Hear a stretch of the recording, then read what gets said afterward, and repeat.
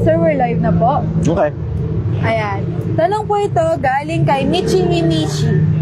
Boss, isa po akong grade 10 student po. At meron po ako nakababatang kapatid na 14 years old. Kaso po na maaga pong nagkaanak at pinalabas na anak ko po yung anak niya. At ngayon po, tinuturong na po akong nanay nung anak ng kapatid ko. At sa akin na po inaasa at pinagtatrabaho na ako ng magulang ko dahil anak ko naman daw po yun. Hindi ko naman po ako makatanggi dahil magalang po ako sa magulang ko. Ano pong dapat kong gawin? Dapat ko na po bang layasan katulad ng payo nyo sa iba? Ganito. Lahat nadadaan sa usapan. Pag hindi na nadadaan sa usapan, then that's already considered a situation. Ang kaya mong gawin sa sitwasyon, pagagaanin mo yung sitwasyon. Okay, kapag ka ba, multiple factors yan eh. So kapag ka ba nagtrabaho ka, ang ibig sabihin ba nun, titigil ka na sa pag-aaral? O magwo-working student ka? Kapag ka ba lumipat ka ng ibang bahay, makakapagpatuloy ka pa ba sa pag-aaral? O wala rin, magtatrabaho ka din? Kung magwo-working student ka, habang nag-aaral, habang nasa loob ka ng bahay na yun, I don't see anything wrong with that. Doon lang muna ako sa sitwasyon ha. Doon muna ako sa sitwasyon na sinasabi sa'yo ng magulang mo. Wala pa tayo doon sa bata. Wala pa tayo sa bata. Doon muna tayo sa sitwasyon na sinasabi sa'yo ng magulang mo. O ngayon, nag-aaral ka. Kung magtatrabaho ka, kamusta ang magiging grades mo? Kaya mo bang balansehin? Kung hindi mo kayang balansehin, I strongly isuggest mo sa magulang mo na patapusin ka muna nila ng pag-aaral para mas malaki yung kikitain mo kapag nakatapos ka ng pinag-aralan. Kaysa magtatrabaho ka ng kahit na anong shit na trabaho lang sa paligid, na pwede ka namang mag-aral, na pwede ka namang makatapos, na hindi ka nakatapos dahil pinilit ka nilang magtrabaho kasi iniisip nilang kaya mo mag-working student na hindi mo pala kaya, tapos ngayon nagtatrabaho ka ngayon para sa konting barya. Yun ang nagme-make sense. Kausapin mo muna sila na alam naman nilang mas malaki ang kikitain mo pag nakatapos ka ng pinag-aralan. Ngayon, for the meantime, sila muna magtrabaho. Kasi ito ang punto eh. Hindi nagigets ng mga magulang ito eh. Na obligasyon ng mga magulang yung mga anak nila habang wala pang 18. So ano ngayon na ibig sabihin? Yung anak mo pagka nabuntis yan, wala pang 18 anyos, ano ginagawa mo? Ba't hindi mo tinuruan? Problema mo ngayon yan bilang magulang. Hindi yan problema ng mga anak mo. Na oo, eventually magiging problema rin yan ng mga anak mo. Ang ibig ko sabihin mga anak, yung mga anak na walang kinalaman dun sa may anak. Diba? Walang kinalaman dun sa nanay ng apo mo. Pero kapag yung mga anak mo, nag-aanak na, alam mo na wala pang 18 anyos, ano ginagawa mo bilang magulang? Nagtuturo ka ba dyan sa mga bata na yan? O basta pinababayaan mo na lang silang kakalat-kalat sa paligid kaya nabubuntis sa mga anak mo? Diba? Problema ng magulang mo yan. Gusto mo ng diretso? Kung sino yung nanganak dyan, problema niya yan. Kung sino ngayon, menor de edad pa yung nanganak, doon ka ngayon tumakbo sa magulang yan. Pero bakit idadamay ka sa bagay na wala ka namang kinalaman?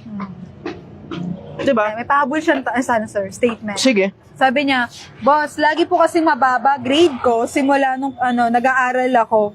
At yung kapatid kong bunso na 14 years old na may anak na, siya po yung laging, yun na nga po. Siya po yung matalino. So ngayon po nagkakaroon ng favoritism ang nanay ko at sabi wala naman daw ako mapapala sa pag-aaral kaya sa akin na lang daw yung anak ng kapatid ko at ako ang magtrabaho. May mali. May mali. Bakit? Hindi favoritism eh. Diba? Na okay lang naman sa akin, ako pabor ako sa favoritism eh. Pero hindi dun sa ganong level na hindi, etong nabuntis kasi mataas ang grades eh. Ikaw bobo ka, magtrabaho ka. Palit na lang kayo ng kalagayan. Hindi gagana yun. Bakit? Kung sino yung dapat mag-alaga ron sa dapat yung dalawang bata nag-aaral, sorry. Yung dalawang bata, including yung may anak. Dapat yung dalawang bata na yun nag-aaral. So, ibig sabihin, ikaw at saka yung nanay ng bata, mag-aaral kayong dalawa. Yung magulang ngayon na mag-alaga ron sa apo. Bakit? Minor de edad pa eh. Diba? Child labor yan. Ganun kasimple yung konsepto. Pabayaan ninyo yung kung sino man yung hindi nagturo dyan sa bata na yan, na siya yung magtrabaho para dyan. Hindi nila tinuruan ng tamang asal eh. Ayan, nagpakantot o gago. O paano ngayon? May anak na. Tapos ngayon, sa'yo ipapakargo dahil bobo ka. Hindi pwedeng ganun. Hindi, ito yung bobo, ikaw kumargo nito. Tangina, ano yun? Ano kinala? Alam mo yung, tangina, doble na nga dagok, yung bobo ka na nga. Diba? Tanggap mo naman sa sarili mo yun, mababa grades mo eh, diba? Tanggap mo sa sarili mo yun. And it's not a form of panlalait, kundi pagtanggap mo lang sa sarili mo yun na mababa grades mo. Diba? Na alam mo yung bobo ka na nga sa eskwelahan, sinaksak ka pa na obligasyon na hindi naman dapat sa'yo. Doble dagok naman yun. Diba?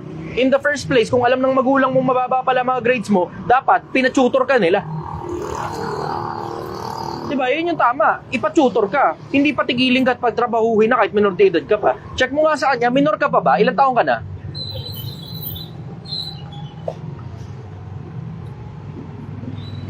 Wait lang pa. Reply ka nga, ilang taong ka na? Ito sir. 19 po sir. Ayun lang. Wala na. Tangina, laglag ka na. Lampas 18. Lampas 18. So you have multiple options in front of you. Nadagdagan ng options. Dahil lampas ka na ng 18. We have multiple options. So option 1, pwede mo silang tulungan. And when I say tulungan, hindi ang ibig ko sabihin lahat ng meron ka bibigay mo sa kanila. Welcome ka na tumulong. Diba? Option 2, pwede mo takasan yung responsibilidad na yan. Trabaho ka sa ibang lugar. Tapos, mabuhay ka na lang sa sarili mo. Tapos, pagka okay ka na, o gusto mong tumanaw ng utang na loob sa kanila, yung konti-konting barya na maluwag sa dibdib mo, yun ngayon na ibigay mo doon. Pero ulitin ko, hindi mo obligasyon yung hindi mo obligasyon. Yung anak na yan, kung sino man yun ang anak dyan, problema niya yan. Ngayon, minor de edad yun, 14, di ba sabi? 14? O, problema nung magulang mo yan. Di sila nagturo ng maayos yan, di nila nabantayan yan. Hindi mo naman obligasyon yan eh.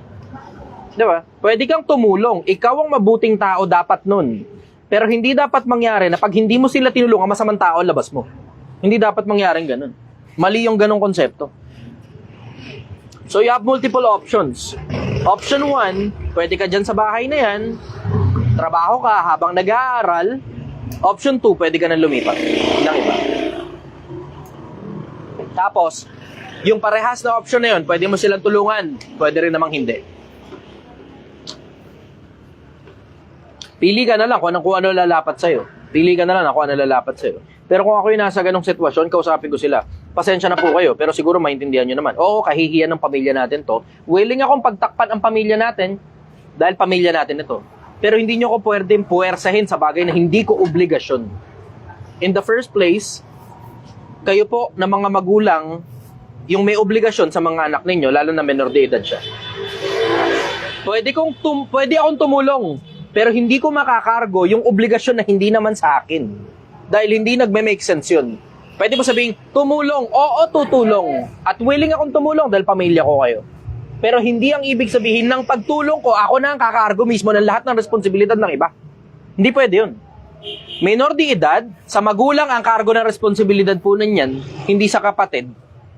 Yun ang sagot ko ron. Kung ako yung babanat, I will say it in a very respectable manner, hindi sa paraang sinabi ko.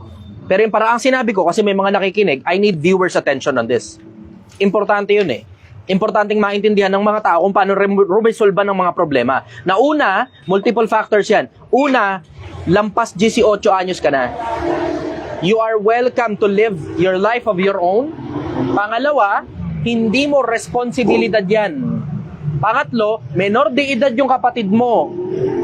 Pang-apat, yung magulang mo ang in charge sa anak nila na menor de edad na buntis. Hindi mo problema yun. Hindi mo problema yun. Ngayon, pang-lima, importante na kung itinuturing mo silang pamilya at nandun naman sila sa'yo sa lahat ng pagkakataon na kinailangan mo sila, kahit bobong bata ka o mababa ang mga grades mo, importanteng tulungan mo silang pagtakpan yun. Importante yun. In case hindi nyo alam, ang tawag niya loyalty sa pamilya. So, pagtatakpan mo yun kasi masisira ang reputasyon ng pamilya ninyo. Importante yun.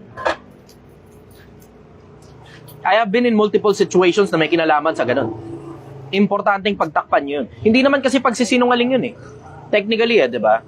If you put it into consideration, kung hindi kayo nagsasalita pare-parehas, sila lang ang nagsasalita, hindi pagsasinungaling on your part na hindi mo sinabi yun at itinago mo lang. Hindi naman ikaw nagsasalita eh. Sila nagsasalita, sila magulang mo eh. Sila spokesperson ng pamilya. Ngayon, ang gagawin mo, mananahimik ka lang. Ganon. Welcome ang pamilya mo na i-claim ang kahit na anong bagay. Claim na anak mo yun. Keep your mouth shut. Pamilya yan eh. Diba? Keep your mouth shut. Pero papakargo sa'yo yung responsibilidad na hindi iyo. Tapos, titigil na ang buhay mo dahil doon. Ay, putang na. Pasensya na. Ganon kasimple yung konsepto. So you have multiple options in front of you. Ikaw na lang ang bahalang pumili nung gagana para sa'yo. Nilatagan lang kita pero di ako nag-advise sa'yo. Nilatagan lang kita, hindi ako nag-advise sa'yo. Baka mamaya ako pa masisi mo kapag pumalpak kung paano mo sinabi yun eh. Siyempre wala akong control kung paano mo sasabihin sa magulang mo yan. Nasa sa'yo na yun kung paano mo sasabihin. Pero I strongly suggest you treat them with respect, you treat them with kindness, dahil at the end of the day, pamilya mo pa rin yung mga yan. Kung maghihiwalay man kayo, maghiwalay kayo ng medyo may konting kurot lang, pero hindi masyadong mabigat sa loob. Definitely hindi cutting ties. Next question. Ayan. Nawala yung tanong, pero ito muna. Good evening. May Gaganda nagtanong naka-makeup dito. po. May nagtanong dito, Nico. Basta Nico. Tanong niya, ano pong masasabi mo sa mga estudyante ng PUP at UP na mahilig mag-rally? Hindi lang naman yun dun. Hindi lang yun dun. Hindi lang sa eskwela, hindi sa eskwelahan yan in general. Dun yan sa mga maliliit na grupo sa loob ng eskwelahan. Yun, nandun yung problema, nandun sa mga maliliit na grupo sa loob ng eskwelahan. Mga PUP, UP, paalala ko lang sa inyo, partially ang gobyerno ang nagpapaaral sa inyo. Huwag kayong galit ng galit. Kasi alam mo, nagtataka ako sa mga estudyante ng mga eskwelahan na yan, yung mga maliliit na grupo sa loob ng mga eskwelahan na yon, hindi yung mismong eskwelahan. Pero yung mga maliliit na grupo doon sa loob ng eskwelahan na yan, nagtataka ako sa inyo, lahat ng presidente galit kayo. Wala na sinuportahan. Humanap ka ng presidente, sinusuportahan yung mga lintik na yan. Lahat ng presidente, ganyan sila. Yung mga maliliit na grupo, lalo na yung grupo ng NPA, lahat na lang ng presidente, galit kayo. Sino gusto ninyo? Ba't hindi na lang kaya kayong mamuno? No, gusto nyo rin naman yun, pero di kayo maboto di ba? O bakit? Kasi pinapupunta nyo sa bundok yung mga matatalino nyo, mga tanga. Tatangan nyo kasi. Sa akin yan, tangina, napakasimple lang naman yan eh. If you can't beat them, join them until it's your turn. Diba? Ganun kasimple yun. Hindi po papapuntay mo sa bundok yung mga tao ninyo. Ang tatalinong mga bata, mga scholar dito ng gobyerno, PUP, UP, dadalhin nyo sa bundok, pahawakin nyo ng armas, tapos magbabarilin ng mga pulis at mga militar. Putang ina, kung di ka ba naman bobo. Ang tatangan nitong mga putang inan to, nakakaburat. Alam mo yun, sobrang tatangan nitong mga, nakakainis itong mga NPA na to. Nakakaburat. Oh, sige na, andun na tayo, may pinaglalabang kayo. Ba't hindi na lang kaya kayo kumandidato? Nananalo din naman kayo di ba? Ba't kailangan iakit nyo pa sa bundok yung mga tao ninyo? Di ba? Without considering na puta, tingnan nyo, napapatay nga di ba? Every now and then, sasabihin nyo kasalanan ng militar. Malamang, pag binaril mo militar, babalik yan pabalik.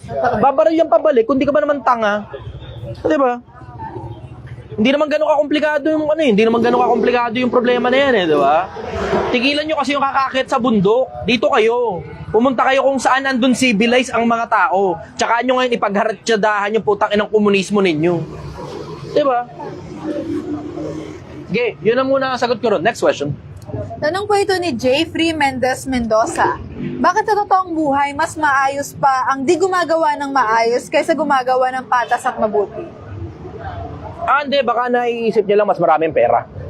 Alam mo, one way or the other, kaya gumagawa ka ng maayos o hindi, magkakapera ka. Nagkakatalo lang yan kung mahuhuli ka. Doon nagkakatalo yun. Pag hindi maganda ginagawa mo, mahuhuli ka talaga. Pag hindi ka nahuli, dadadami pera mo.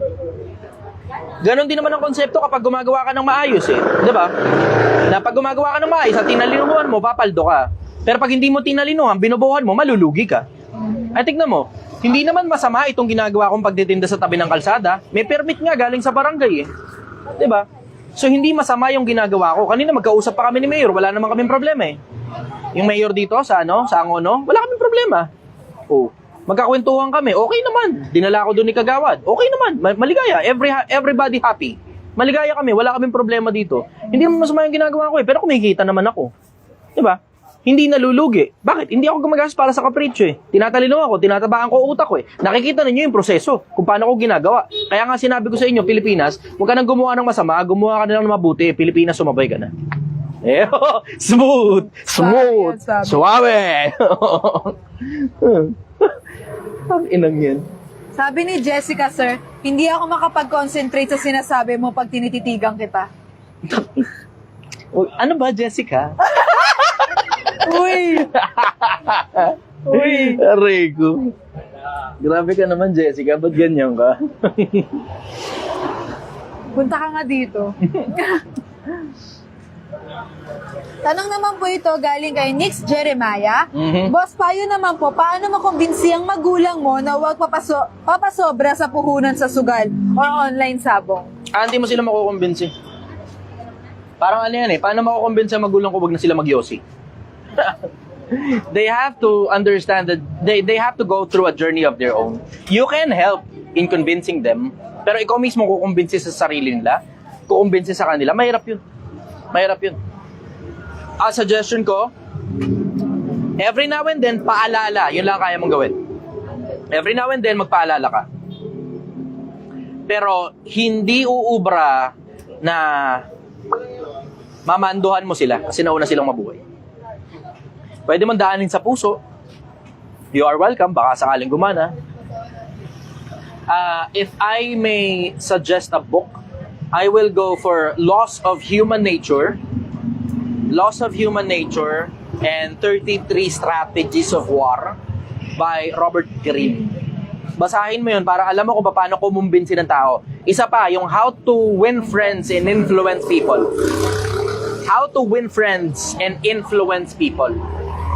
Hindi yan yung mga bagsakan na kailangan mong daanin sa argumentong pambaragan eh. Kasi hindi ka mananalo sa magulang mo sa kahit na anong paraan na pambaragan. Hindi ka mananalo dyan. Ang maipapanalo mo dyan, pag nakuha mo yung puso, pati yung resulta kuha mo din. Which is komplikado, mahirap. Iyon ang sagot ko rin.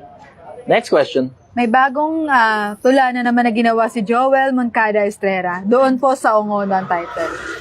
Sa mahabang parang... I-ano mo nga yan, i-screenshot mo nga. Kaso masyado mahaba. Ayun lang. Ay, tatry ko. Wait lang. Screenshot mo, tingnan natin kung kaya natin i-post ng hiwalay. Ayan, meron kang scroll. So, pwede ko siyang scroll. Screenshot mo, tapos post natin ng hiwalay. Ayan. Okay. Ayan, basahin ko lang, sir. Doon sa mahabang parang ay may nagniningning isang bagong ilaw sa gabing madilim. Sa bunga ay hitik, hindi nalilihim, gaya ng sinigang linamnam at asim. Hindi siya... Ang lakas ng kilig nun eh. Hindi siya... Hindi mo mababasa ng maayos yung Gil. Kasi putol-putol yan. Hindi siya propeta o tagapagligtas. Yumuyukod din siya sa nasa itaas. Ngunit... Ito mo. Diba? Sabi ko sa'yo hindi mo mababasa ng buo eh. Next question muna. Screenshot mo na lang. Ipapost ko ng hiwalay. Yes. Ayaw nga, nawala na naman. See? Cute girl. Kuya, paano po kung yung lalaki mas sinuuna pa yung barkada kesa sa amin ng anak niya? Ay, malas mo. Namili ka ng ganyang klase ng lalaki. Bago ka kasi magpabuntis sa lalaki, tignan mo muna kung anong quality ng lalaki. Marunong ba gumawa ng pera yan? Ba, maalaga ba sa pamilya yan?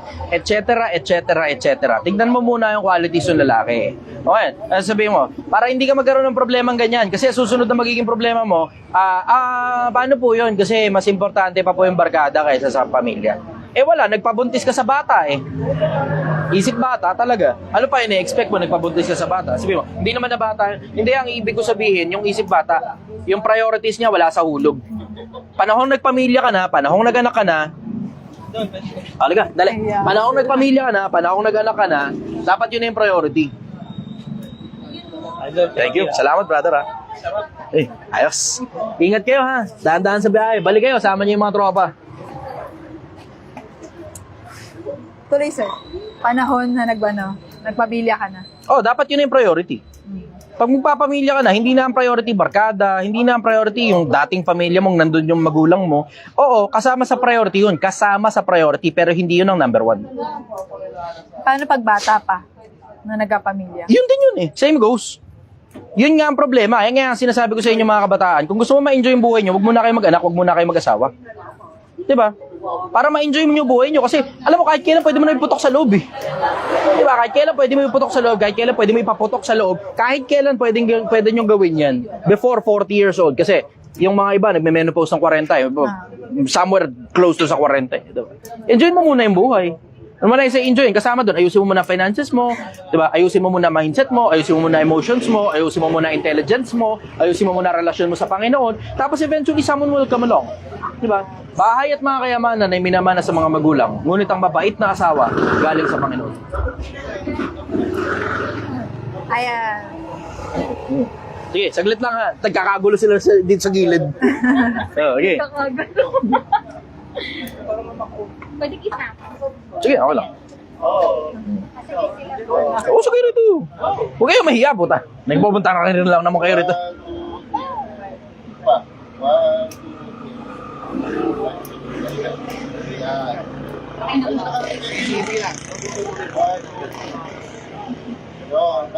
Okay.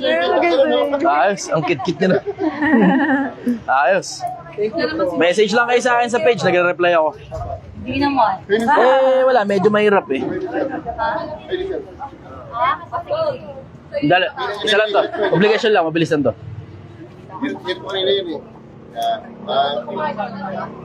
Okay. Kaway ka muna ron, naka-live tayo. Okay, Thank you po. salamat.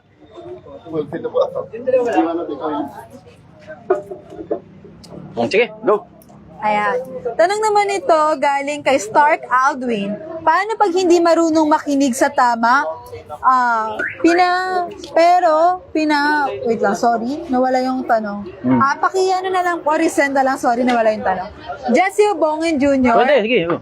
Daming tao. Good evening, brother. Jesse Obongin Jr. Oh. Good evening, brother. Paano po pagkonikin ang isip at bibig? Yung nasa isip mo na tapos di mo pa masalita ng maayos. Kailangan mag-practice ka na mag-practice. Kailangan tabaan mo rin ang utak mo, and you have to always be mindful of everything that comes out of your mouth. Sobrang importante nun. It should come as second nature, katulad ng pagkilos. Yung paraan ng pagsasalita, it should come as the second nature sa'yo, na parang katulad ng pagkilos. Sobrang importante ng pagpapractice. Kasi pag hindi ka nag-practice, hindi mo mailabas ng maayos, eksakto, kung ano ba talaga yung mga bagay na nasa isip mo. Kailangan mo mag-practice. Sana ito na lang yung usog mo. Yes, sir. Kasi palayo na ako ng palayo, mo. Pagitna na ako rito, parking space na to eh. Sige talaga, ako pa rin yung pinapausog eh. Uusog ako dito. Tapos yan ang iusog mo pag ganun. Ay nako. Gil, di marunong. Okay, Gay. Nawala yung tamang angulo kanina. It should come a second nature sa'yo. Pag-aralan nyo yung pagtatahi ng salita, importante yun. Kasi hindi nyo, akala nyo basta lang lumitaw sa internet pag magsalita. Hindi ganun yun. Hindi ganun yun. Mahabang panahon yung ginugol ko. As early as parang 8, 9 years old, lumalaban na ako ng debate. Debatista na ako noon pa. Matagal na. 8, 9 years old pa lang. Alam mo yung tinuturuan na ako kung paano mag-reason out. 8, 9 years old. Bata pa ako. Hindi basta nalang lumitaw tapos magaling kagad. Hindi ganun. Bata pa akong maliit. Tinuturuan na ako paano mag-reason out. Sir, punasan ka na. Sige lang. Go. Pupunasan lang daw sandali yung ano. Hello. Good morning. Good evening pa pala. Good evening pa. Ayan, okay na po. Ingat kayo. Good night. Balik kayo. Oo nga eh. Sige, go. Next question. Tanong po ito galing kay Ningas JP. Sir Chi, nasusulat ba sa Biblia ang purgatorio at impyerno? Yung impyerno nakasulat yun sa Biblia eh. 24 ng Apokalipsis. Kung di ako nagkakamali. Pero yung purgatorio, mahirap hanapin sa ano yun eh. Kasi as in completely, wala talaga ako mahanap ng ganung talata sa Biblia. Wala talaga eh. Wala eh. Sabi ng mga Katoliko, nasa ikalawang Makabeyo daw. Pero ang meron doon, ideya. Wala yung pangalan na purgatorio. Wala eh. So, wala akong makitang salitang purgatorio sa Biblia. Pasensya na kayo. Wala talaga akong makitang salitang purgatorio sa Biblia. Yan ang sagot ko ron. Next question. Tanong naman po ito galing kay Your Medicina.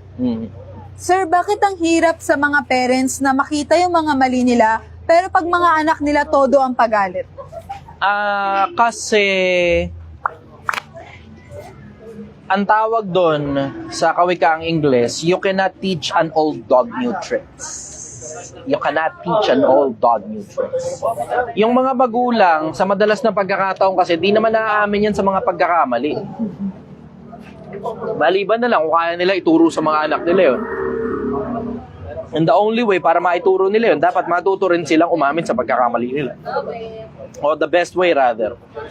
The best way para magturo, kailangan matuto rin silang umamin sa mga pagkakamali nila. Kasi wala pa rin talagang tatalo dun sa actual na itinuturo.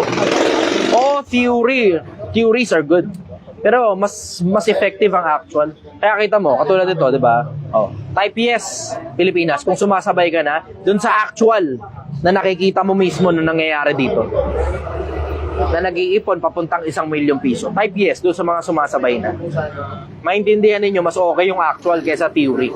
Theory, sandamakmak na theory. Ang daming theory dyan sa social media Hindi mo naman alam nga kung gumagana pa ba yan o hindi na Hindi mo na alam kung alin yung sino yung nagsasabi ng totoo sa hindi. Bakit? Yung mga pinagtuturo nila, hindi naman nila pinapakita kung paano nila ina-apply Mga nasa internet ngayon, ang dami nila lahat sila turo ng kung ano-ano. Yung iba, pinababayaran pala sobrang mahal yung mga pinagtuturo nila tapos hindi mo naman makitaan ng ebidensya.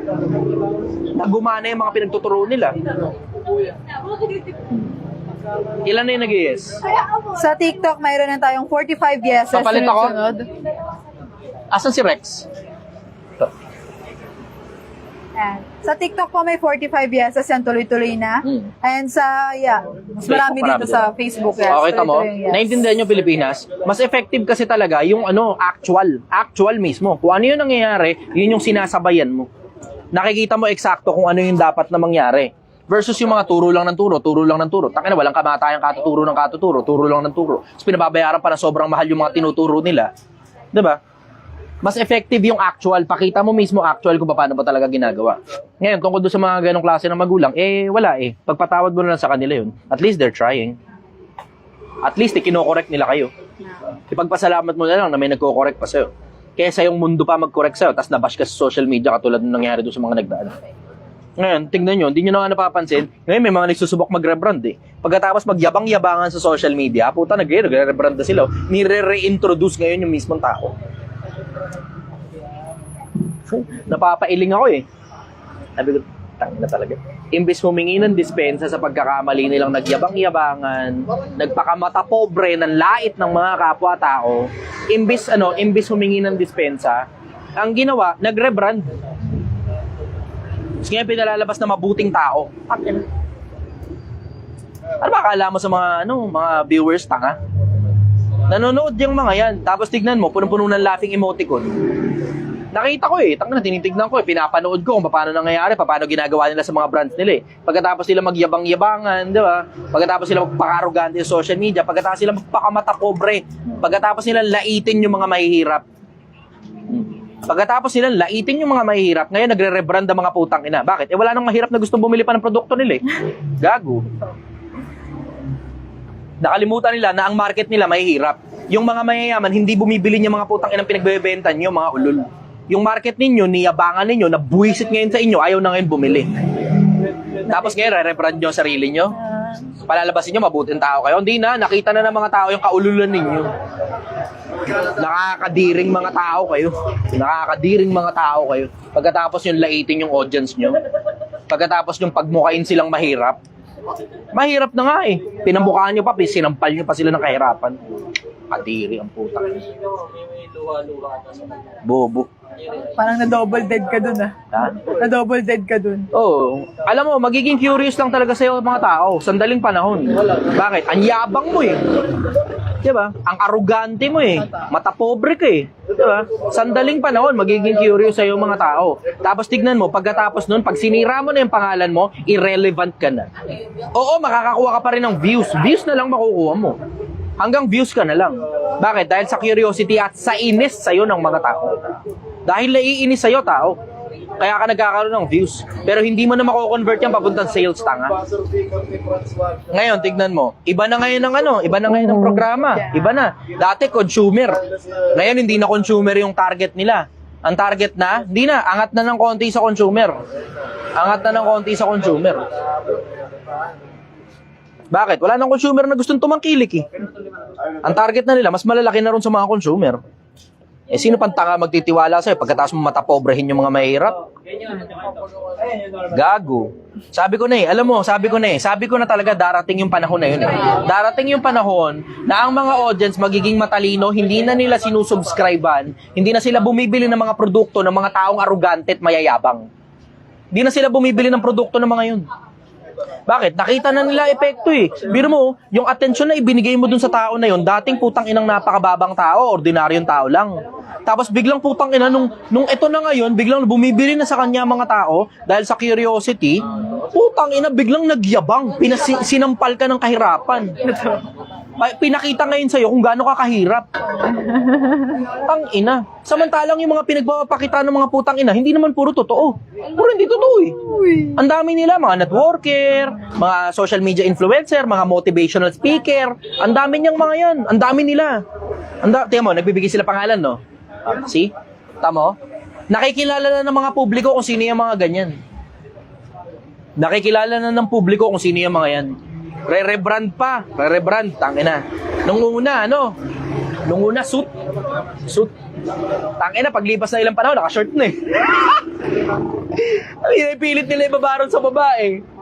Paano mo ba ibabaron sa babae? Eh, yung merkado ng ilalim, yung merkado ng mga mahihirap, tangina, pinagmukha mong gago eh. Ininis mo eh. Binwisit mo. Pinamukha mo sa kanila kung paano sila kahirap. Pinahiran mo ng insulto. Minata mo. Mata pobre ka kasi, o gago. Tangina mo, wala nang gustong bumili ng produkto nyo, mga ulol. Tangina nyo eh. Ngayon, tumatalino na ang mga tao. Tumatalino na. Lumilitaw na ngayon yung mga matatalinong tao. Tapos yung mga dating mangmang na basta na lang naniniwala sa mga influencer, ngayon, hindi na. Marunong na silang tumansya. Kung tama pa ba o mali na yung pinagagagawa ng mga putang inang influencer. Tangina nyo ha. Nagmamature na ang merkado. Tignan mo, lilitaw pa. Palipasin mo pa ilang panahon. Yung mga masasamang tao na mga matapobreng nagyayaman-yamanin sa social media, wala nang manonood dyan. Palipasin mo pa ilang panahon. Tapos lahat ng mga binibenta niyan, boycott na. Lahat ng binibenta niyang mga hayop na yan, boboycottin ng mga tao. Antay pa, konting panahon pa. Mag-invest pa sila ng todo ngayon. Investment, tangina. Maraming empleyado, maraming ganto, bla bla, machineries at kung ano-ano pa. Kaya mapaglipas na ilang panahon, lahat ng mga investments na yon, tangina. Pupusta ko sa inyo, sigurado ko sa inyo, in less than 10 years, manatili kayong nakatutok sa mga matatalinong tao. Tapos i-unfollow nyo na yung mga bulok na klase ng influencer. Manatili kayo nakatutok sa mga matatalino. Kahit hindi kahit joke time lang yan. Kasi may mga matatalinong joke time, katulad nila Vice. Sila Vice ganda. Vice. Matatalino yan, kahit joke time yan. Pero yung mga masasama ang ugali ng mga matatapobreng klase ng mga tao, lalo yung mga negosyante kuno, laglag nyo na yan. Tangina, maniwala kayo sa akin, Pilipinas, laglag nyo na yan. Paglipas ng panahon, tignan mo, marami nang ilalaglag yung mga ganyang klaseng basurang klase ng mga influencer. Influencer pa kayo, mahindot kayo ha. Motivational speaker, yung mga hayop kayo ha. Tangina nyo ha. Mga scammer kayo, ulul. Scammer. Sige, next question. Tanong po ito ni Archie Rayos. Yayariin ka na naman ng mga tao tungkol sa taning. Sige. Wala kayo narinig. Archie Rayos del Sol. Tol, ask ko lang, bakit laging tama ang mga babae? Tama! Ayan, Gail, ikaw na nga sumagot. Di, tama talaga Tama! yun. Tama talaga yun. Ikaw sumagot, Gail, ba't laging tama kayo? Kasi lagi kami nasa punto. Uy. Punto. Para walang away, kami na lang panalunin nyo. Yun na lang yun. Kung gusto nyo naman kayong gulo, sige, tama kayo mga lalaki. Alam mo, pansin ko, mas maigo pa kaysa sa mga lalaki mga babae. Tama. Tama. Pansin nyo, mas maigo pa kaysa sa mga lalaki ang mga babae. Ayaw na mali. May mas malala pa. Pag ang mga lalaki nagkita-kita, pare-pareha sila ng damit. Uy, brothers! Pero pag mga babae nagkita-kita, pare-pareha sila ng mga damit. Putang ina, tignan mo mga mata niya, nagsisiikot. Para mga Jolin. Tama. Tama. Ego. Ayun masasabi ko ron. Ego. Yun ang sagot ko ron. Next question. Yeah. Ay, narinig pa nila. Ego is the enemy of success. Kaya tignan mo, pag nakachamba ka ng babaeng maigo, lagi na lang tama. Ang laging ending hiwalay. Yun ang laging ending. Hindi na mamali kahit kailan eh. Ego eh. Diba? Yun. Sa puno ng egos. Sige, next question. Tanong naman po ito galing kay XTRBL46. Bro, anong masasabi nyo sa mga relihiyong pumapatay ng tao kapag tinutulan mo naman sila sa kanilang aral, ikaw pa ang mali? Oo. Meron yung mga ganyan. Meron akong mga nabalit. Hindi lang isa yan, marami yan. Marami yan. Meron akong nabalitaan ganyan. Naaalala ko nga merong isang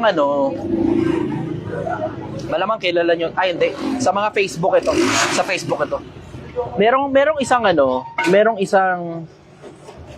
nanggaling sa isang relihiyon na pumunta sa kabilang relihiyon. Tapos gumawa ng isang programa para siraan yung kabilang relihiyon. Oh. Sometime in the past ito. Ang apelido nito, Mataro. Kung kilala nyo siya. Tapos ang nangyari sa kanya, pinagbabaril siya sa ulo. Habang namamalengke. Papasakay na siya, pauwi na. Riding in tandem ang tumira. Merong mga ganun talaga. May mga ganun. Hindi naman katakataka yun. Kasi si Pablo, minsan panahon, ganun din naman siya. In case hindi nyo alam, si Pablo, minsan panahon, ganun siya. Nakasulat yun. Nabalitaan ninyo kung paano aking inusig na malabis at nilipol ang iglesia ng Diyos. Nakasulat yun. Na nagpapapasok sa bilangguan at nagpapapatay ng mga lalaki at mga babae. Si Pablo, ganun din siya dati. Merong mga ganun. Masyadong masikhay yung pagmamahal nila dun sa religion nila to the point na pumapatay na sila ng tao. Merong ganun. Wala naman ako masasabi dun Pero ang masasabi ko ron, 8:44 ng Juan, kayo sa inyong amang Diablo, ang ibig ng inyong amang siyang ibig ninyong gawin. Siya isang mamamatay tao, buhat ng pasimula at hindi naglilikat, sapagkat walang katotohanan sa kanya. Tuwing nagsasalita siya ng kasinungalingan, ay nagsasalita siya sa kanyang ganang sarili, sapagkat siya isang sinungaling at ama nito. Yung mga taong pumapatay ng kapwa-tao, anak ng demonyo yan. Lalo na pagdating sa religion, anak ng demonyo yung mga yan. Hindi anak ng Diyos yan. Anak ng demonyo yan. Yan yung mga taong walang konsyensya. Nakakilala ako ng mga ganyang klase ng tao. Ngumingiti nga si Gil. Nakakilala ako ng mga ganyang klase ng mga tao. Yung mga taong halangang bituka. Pag nakakanti mo yung mga egos nila, ego yan technically. Meron silang pinaniniwalaan, kumontra ka sa paniniwala nila, kalaban ang tingin nila sa'yo, pag nagsalita ka ng masyadong marami at nabuisit na at napikon sila sa'yo, papatayin ka talaga nila. May mga nakilala akong ganyang klase ng tao. Kilalang. Next question. Tanong naman po ito ni H. Soon, hindi ko maintindihan yung pangalan. Visual or auditory or photographic learner ka po ba? Pare-parehas. Lahat. Mas effective nga lang sa akin yung kung maaari visual. Brother, hello. Mas effective sa akin visual. Yung katulad ng ginagawa ko rito sa inyo, nakikita nyo yung actual na ginagawa ko, diba? Nakikita nyo itong ginagawa ko mismo. Ganito, ito mismo, umuubra sa akin. Yung actual na papakita sa akin. Mas effective sa akin, may examples. Ang susunod nun, auditory. Audio. Mas effective sa akin pag naririnig ko na may nakikita pa ako. Tapos, yung pagbabasa, medyo hirap Nahihirapan ako matuto sa pagbabasa. Chinatsaga ko lang. Kasi wala namang ibang option, lalo na kapag lumang libro na Wala namang audiobook yung mga ibang lumang libro Yung kasi talagang sobrang lumang-luma na hindi naman masyadong sikat. Walang audiobook yung iba ron So wala ngayon akong choice. Wala, mano-mano talaga. Tapos hanggang nakasanayan ko na nagbabasa talaga ng actual na totoong libro. Tapos nai-enjoy ko na ngayon yung amoy ng lumang libro. Yung amoy ng amag. Ganun yun Medyo amoy amag, medyo amoy lupa. Amoy ng lumang libro. Tapos pag binabasa mo. Tapos ang pinakamasaya ng parte sa akin doon, pag may mga pictures yung libro. Pag may pictures, nag-enjoy ako ron. Kaso maraming mga librong nabasa ko, walang pictures So yung in level of enjoyment ko mababa. Pero napakinabangan ko ng gusto. Kahit di ko na-enjoy yung mga bagay na ginagawa ko. Sige, next question. Hire volunteer po ating bumili. Ano to? Sasakyan po nila, fire volunteer po. Anong gagawin? Bumili. Okay. Sabihin mo na. Discount. Tara. Fire volunteer ata sila, brother. Discount. Patik yun. Kapit ka ba? Pagka public servant, may discount. Fire volunteer Check mo yung mga sila. sasakyan. Pagka public servant, may discount. Discount. Ayan. Tanong 140 na tayo ngayon, 120 na lang. 120 na lang, be. Ezekiel Samarita. Sige. Thank you po, Brother Chichester. Nakapasa po ako sa exam and lahat matataas scores ko because of your teachings and motivation. Screenshot. Sa akin yan. Sa akin yan. Kayamanan ko yan. Akin yan. Yeah. I'm one of Akin your yan. big fan as well. And my question po is, ano po ang masasabi niyo sa the book of 48 Laws of Power after mo ito mabasa? And ano po yung pinaka-tumatak sa inyo based sa mga nabasa niyo po? Thank you po. Law number 1. At saka yung pinakadulo, number 48. 1 and 40. Law number 1 at saka law number 48. Kasi kung di nyo napapansin, ako gaya naman din ng mga ordinaryong mga tao eh. Ang naalala ko, kung hindi yung umpisa yung dulo, laging dulo at saka umpisa naalala ng mga tao. Somewhere in the middle, okay lang, good shit yung somewhere in the middle. Pero yung umpisa at saka dulo talaga pinaka-importante. Parang sa aeroplano, yung take off at saka landing. Diba? Yung gitna, wala, gitna lang yun eh. Kung magkaroon naman ng konting turbulence, tsaka lang mapapansin yun. Pero yung gitna, wala, normal lang. Tapos yung landing. Yung umpisa kasi, never outshine your master. Isa sa mga pinakamalalaking natutunan ko, yung pag nagbabasa ako ng libro o nakikinig ako sa mga matataas sa tao, never kung inisip na mas magaling ako kaysa sa kanila. Never kung inisip na mas magaling ako sa kanila. Na there are times, nung mga panahong arrogante ako, iniisip ko yun. Kasi, hindi mo lang alam eh, baka mas magaling lang yung presentation skills mo. Yung presentation skills. Pero lahat ng mga ibang skill, mas magaling itong tao na to na hindi masyadong magaling ang presentation skills. Alam mo, isa sa mga pinakamagagandang halimbawa ng hindi sobrang galing ng presentation skill, pero tanginan lupit ng ibang mga skill, Elon Musk. Yeah, Elon Musk. Pag narinig mo magsalita si Elon Musk, alam mong yung presentation skill niya, regular average. Gumagano'n pa siya, nag-i-stutter siya eh. Alam mong hindi sobrang charismatic ni Elon Musk, pero tangina limtik ang achievement nun na hindi mangyayaring maging kaparehas. Ako na lang. Hindi ko magiging kaparehas yung katyalan. Hindi ko siya magiging Kapareha. basta malayo na rating niya. Yun na lang. Pero pagdating sa presentation skills, alam mo yung every now and then, merong mga tao na alam mong may lamang ka sa kanila sa presentation skills eh. Pero when it comes to resulta pinag-uusapan, alam mo mas malayo narating ng ibang mga tao kaysa sa'yo. Yun ang dahilan kung bakit 48 Laws of Power, law number 1, never outshine your master. Sa loob ng isang kwarto, meron dyang master.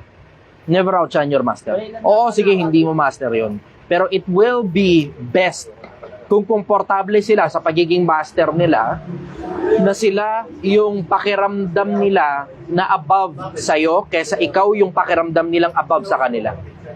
Mas okay na yung sila yung above kesa ako yung above. Bakit? Kasi kapag ikaw yung above sa kanila, wala ka matututunan sa kanila. Sayang yung opportunity.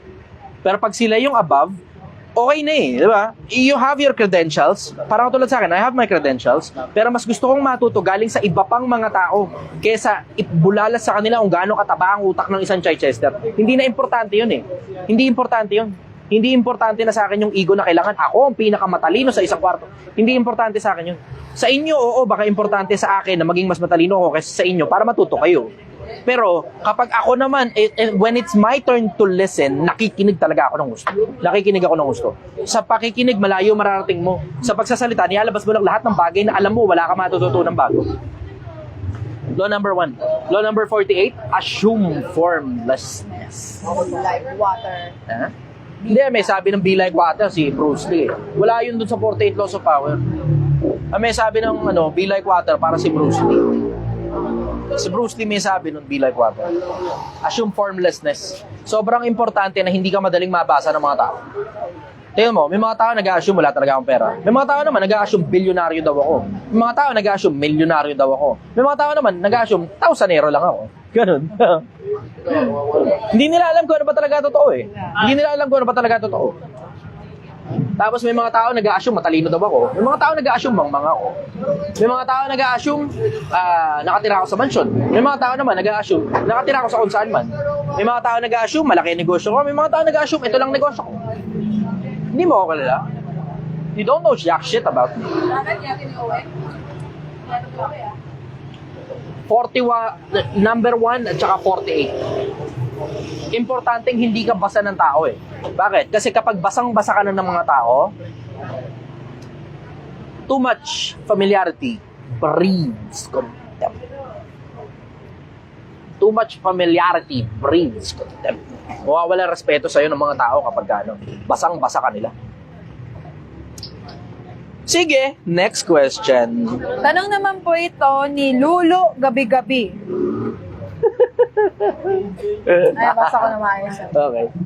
Pero sabi niya, Sir Chichester, 18 years old na po ako pero meron na akong 5 anak at nagkaroon ng 3 asawa. Ano pong dapat kong gawin kasi bata pa lang ako, marami na akong responsibilidad.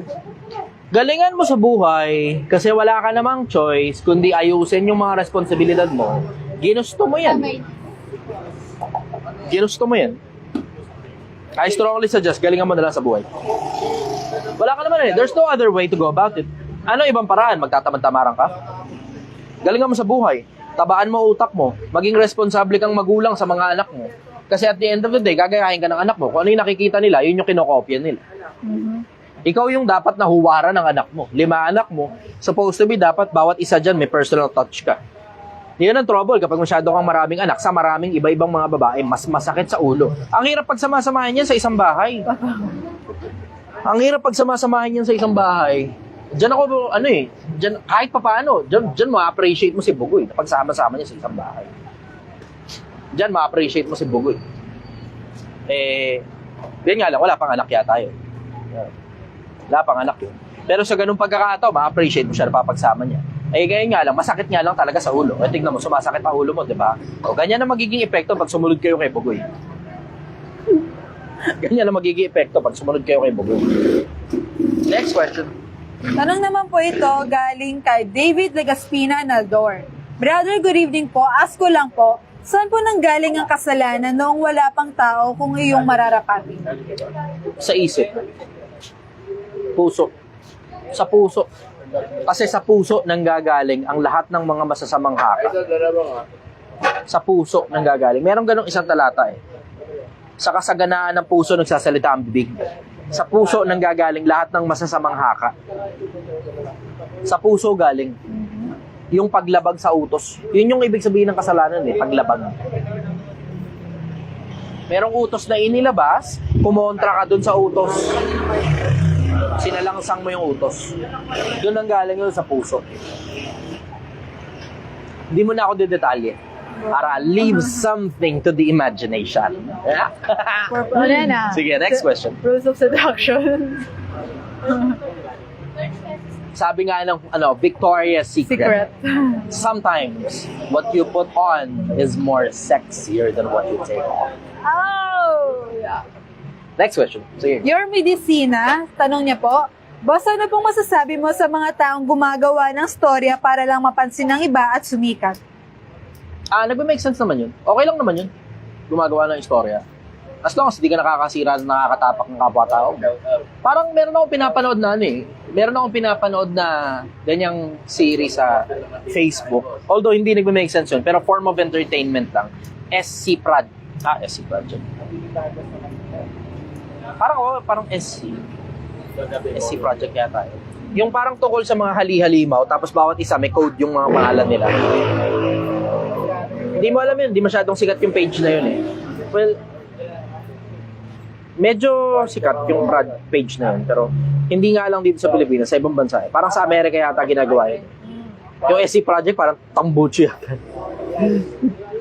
Wala na, hindi na nga dumadaan sa newsfeed ko yun eh. Pero dati pinapanood ko yun eh, yung mga halimaw na lumitaw sa kung saan man. Tapos, wala, cartoons lang yun. Tapos yung pagkakagawa nga nila ng cartoons, wala lang eh. As in, MM lang. MM lang yung pagkakagawa nila ng cartoons. Tapos entertaining para sa akin yung mga ginawa nila storya. Okay lang yun. I don't see anything wrong with that. Ang hindi maganda, yung gagawa ka ng storya para manira ng kapwa-tao, yung pangit yun. Pero yung mga katulad nila, para to? Malupiton?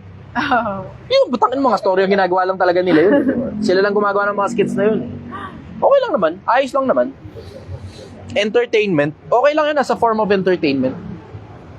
Pero as a form of paninira ng kapwa-tao, doon nagkakaproblema yun. Yun ang sagot ko doon. Next question. May nagsabi dito, sir. Sir, di pa rin ako makamove on sa pagtapik kay Mang Kanor. Hanggang ngayon natatawa pa rin ako.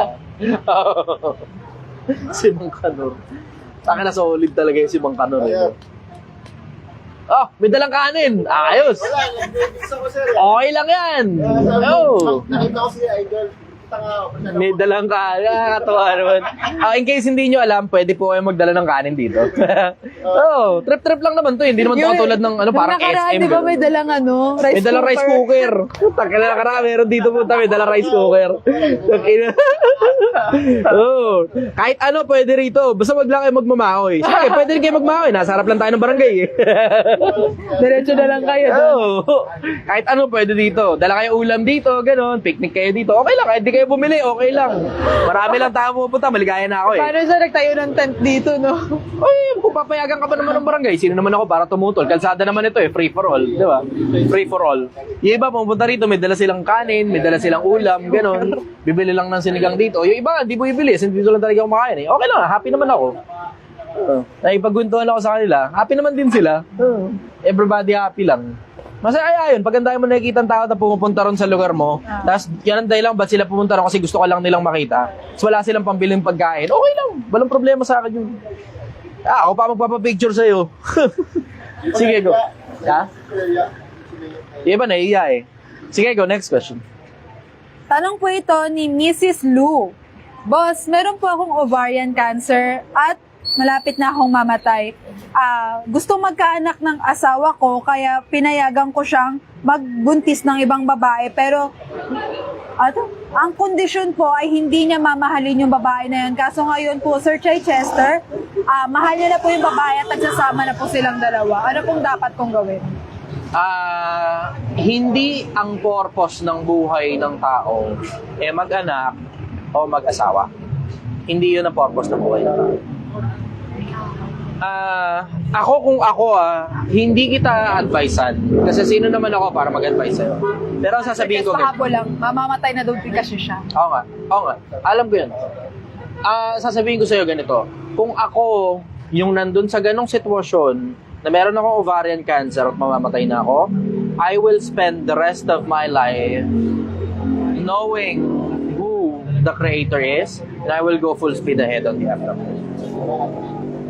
Kailangan mo nang mag-invest sa kabilang buhay pagka gano'n na. Kailangan mo nang mag-invest. Kasi, tignan mo, kung hindi nyo napapansin, hindi naman ang punta Lahat ng mga matatandang tao, tignan mo, pansinin mo, kapag tumatanda ang tao, nagiging reliyoso. Pag tumatanda ang tao, nagiging reliyoso. Hindi ko nga rin alam paano nangyayari yun Pero sa akin, something just snap. Biglang isang araw, ayoko nang gumawa ng kalokohan. Biglang isang araw, ayoko nang gumawa ng kagaguhan. Biglang isang araw, gusto ko nang mangarap na maging mabuting tao. Something in me just snap. Wala naman akong sakit, not that I know of. Wala akong sakit. Pero, alam mo yun, when you get to that part of your life na nakakalahati mo na yung buhay, tapos nakuha mo na lahat ng gusto mo, and then what's next? Diba? What's next? Ano susunod? Hindi na ako makahanap ng anything that interests me in this life. Na every now and then, may pitik ng dopamine pa rin doon sa mga bagay na binabasa ko. Pag interesting enough, katulad ng Hubble Space Telescope, at saka yung James Webb Space Telescope, may bago silang mga bagay na natuklasan sa outer space. Tapos, yung mga pumunta ng ilalim ng dagat, may bago silang natuklasan sa ilalim ng dagat. Yung may mga pitik ng dopamine pa sa akin dun Pero konti-konti lang yun. Hindi na something that interests me na katulad dun dati na putang na pag pinag-uusapan pera, putang ina mo, all out ako dyan. Pagdating sa usapang pera, rockstar ako pagdating dyan. Pero, when you start to grow older, you also start to be wiser. Tapos nababawasan na ka-arrogantehan sa katawan mo Pag tumatanda ka na, mo, magandang pruweba dyan, si Makagago. Isa sa mga pinakamagagandang pruweba dyan. Yung na maturity, makikita mo na sa kanya. Na hindi na ang importante sa kanya yung kayabangan niya nung panahon ng kabataan niya. Hindi na importante sa kanya yung Wikilo Money. Naalala niya, diba? Naabutan niyo pa yung Wikilo Money. Pero tignan mo, ngayon ang ginagawa, ang tinuturing niya ng kayamanan niya, yung pamilya niya, asawa niya, at saka yung mga anak. See? Ayun, nagsimula na. Tapos ngayon, nakikita mo, siya na mismo nagsasabi, nagbabagong buhay na siya in relation dun sa konsepto ng yung anong tawag dito? Awareness na lang ang inilalabas niya sa social media. Awareness na lang. Tignan mo, bilang ka pa ng ilang taon pa, kung hindi man taon, baka buwan. Bilang ka ng ilang panahon pa, di na magpo-promote ng sugal yan. Pag sumakto na sa kanya, hindi ko lang alam kung magkano hinahabol yung tao na yan Pero darating yung panahon na yun, imposibleng hindi. Nandun na siya ngayon Okay na Umaangat na yung awareness niya sa mga bagay. Umaangat na rin pati level of maturity niya sa mga bagay. Tapos nagiging importante na sa kanya yung mga bagay na nung bata siya hindi importante. Pero yung pala talaga yung mga bagay na totoong sobrang mga mahalaga sa buhay. Unti-unti. unti-unti. Tapos makikita mo, susunod niyan, di na po-promote ng sugal yan. Susunod yan, tingnan mo, kung meron man siyang kung ano man yung ginagawa niyang kalokohan, lalaglag niya na rin yun. Kasi ako, unti-unti, nilalaglag ko na lahat ng kalokohan ko eh. Unti-unti, nilalaglag ko na. Wala na ako ngayon sigarilyo. Diba? Tapos, kayabangan, medyo bawas na ng bahagya. Yung bunganga ko, arugante pa rin. Pero yung kayabangan na nagsasalita ng mga bagay na hindi totoo, wala na. Bago pa ako lumitaw sa social media, wala na sa akin yun eh. Wala na sa akin yun eh. Usaping pera, wala na rin sa akin yan. Tapos eventually, paglipas ng ilang panahon, marirealize mo rin. Yung mga bagay na talagang pinaka-importante sa'yo, yung mga bagay na hindi na sa buhay na ito. Ganun na ako ngayon, nandun na ako ngayon sa ganung level. Hindi na rito sa buhay na ito. Ay, salamat brother. Thank you. May nagbigay, Cobra. Salamat ha. Thank you brother ha. Saya. Gamot mo daw. Happy. Maligaya. Tinan mo yung ganun no, diba? May mga taong nagmamala sa akin sa'yo na kahit bisyo mo, susustento ang kanila. Pero di naman ako naninigarilyo kayo eh. Buti nga, walang nag-aabot sa akin ng Yossi. Pang 16 na araw ko na ngayon hindi naninigarilyo. Eventually, paglipas ng mga panahon, marirealize mo rin, hindi pala ang purpose ng buhay. Ito, coming from me. And this is me. At napakabihira ng panahon na naglalabas ako ng mga bagay na tungkol sa sarili ko. Napakabihira. Sobrang bihira ng mga panahon na yun. Exclusive ito para sa'yo kasi you are about to go to the afterlife. Yan yung pangarap ko eh. Tapos malapit mo nang matupad. Ang pangarap ko makita yung kabila. And it will take some time. Eventually matutupad ko rin yung pangarap na yun. Kung makita kung anong itsura ng kabilang buhay. Pero that's me. Obviously, hindi naman lahat ng tao katulad ko. May mga tao natatakot sa kamatayan. Pero ako, parang ako lang yata yung kaya sa isang influencer na excited eh. Makita yung kabila. Gusto kong ma-experience kung kumakalas na yung buhay ko sa katawan. Anong pakiramdam nun? Masakit ba yun? Payapa ba yun? Katulad ng kinikwento ng iba, may ilaw ba dun? Ganun. Kinukuha ka ng mga kamag-anak mo kasi walang kamag-anak nakukuha sa akin. Walang kamag-anak nakukuha sa akin. Dahil walang mga kadugo ko na may gusto sa akin. Wala. Ano itsura dun sa kabila? Curious ako kung ano itsura dun. Pero ito, exclusive para sa'yo. Hindi ko nakikita na ang purpose ng buhay ko ay para mag-asawa, para mag-anak. Hindi ko nakikita yun. Na oo, maaari sumama loob ng kasintahan ko. At eventually, umaga parang second priority sa akin yun na mag-asawa, mag-anak. Ang first priority ko, yung kabilang buhay. Yun ang first priority ko. And that's me. Obviously, hindi tayo parehas. Pero you are faced with a tough decision and tough situation right now. Hindi kita pwedeng advisean ng kahit ano. Hindi ako makakapag-advise ng kahit ano. Ang kaya ko lang sabihin, kung ako yung nasa sitwasyon mo, kung tinanong mo, kung ako yung nasa sitwasyon na katulad nung sa'yo, I will invest in the afterlife. Kasi obviously, hindi mo na makukuha yung pagmamahal ng tao na yun. Na baka oo, meron pa rin siyang pagmamahal sa'yo. Baka oo. Pero alam mo, believe ako sa'yo dun sa konseptong parang katulad ni Sarah. Na ibinigay niya si Hagar para magkaroon ng anak si Abraham. Ano yun eh? Selfless love. Selfless love. Hindi na importante yung sarili niya. Hindi na importante yung nararamdaman niya. Ang importante, makita niya yung pinaka-purpose nung asawa niya ay ma-fulfill. Bilib ako sa'yo. Saludo ko sa'yo. Kung ako yung nasa ganong sitwasyon, ito na lang sabihin ko. Kung ako yung nasa ganong sitwasyon, I will invest in the afterlife. Kasi you will never know. Kasi, andun ako ngayon sa ano eh. Andun ngayon, ako personal, nandun ako ngayon sa parte ng buhay ko. That anytime, if I die, then I have died happy. Namatay akong masaya. Hindi dahil masaya, kundi dahil pakiramdam ko, and I may be wrong, kasi pakiramdaman lang naman ito eh. Maring mali ako. Pakiramdam ko, I have served the purpose of my life.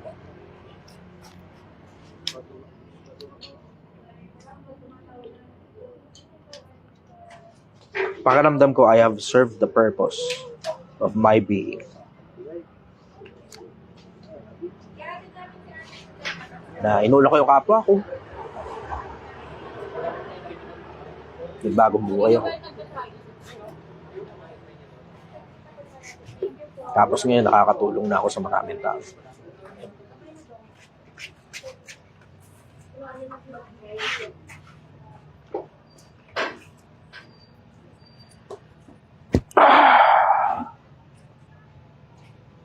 Alam mo, Pilipinas, paalala ko lang sa'yo, we don't get to live in this life for very long.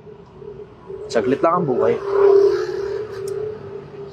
Sa sandaling, mga singaw tayo, singaw.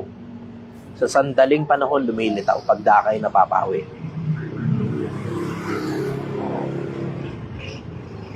Parang mga bulaklak ng damo.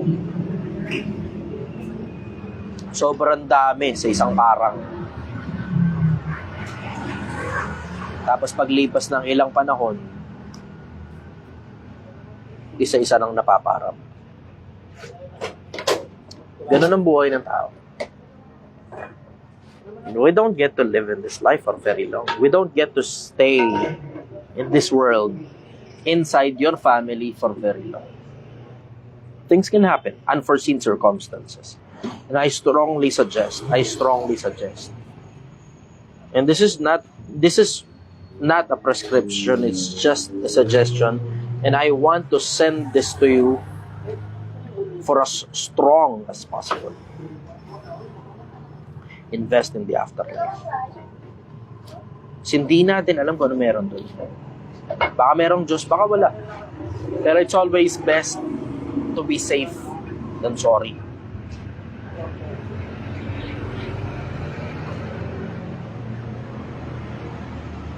Dose 13 ng Ecclesiastes.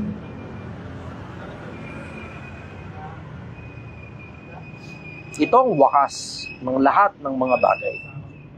Ang lahat ay narinig. Ikaw ay matakot sa Diyos at sundin mo ang kanyang mga utos, sapagkat ito ang buong katungkulan ng tao. Sapagkat dadalhin niya bawat lihim na gawa sa kahatulan, maging ito ay mabuti o maging ito ay masama. Magandang gabi sa iyo, Pilipinas. Mahal na mahal ko tayo.